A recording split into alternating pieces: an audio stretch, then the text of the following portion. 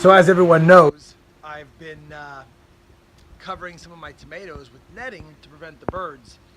And you know, you cover one thing and it exposes another part of the garden. Let me show you what I mean. So as you recall, I covered these with netting and I've been getting a ton of black cherry tomato harvests.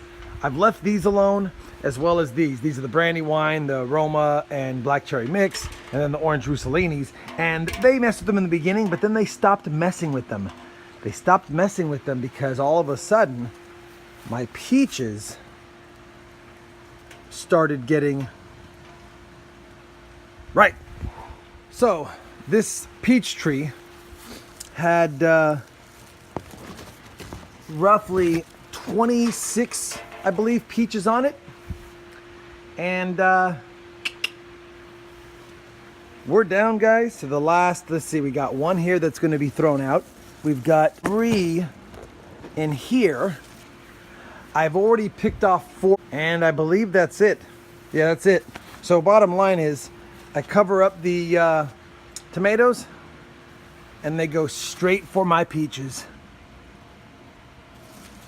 Straight for them. So here's the roundup.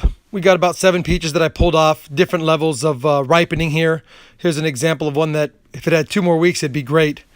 Bottom line, guys, peaches like these, a little small, but it was the first year it produced peaches, so what do you expect?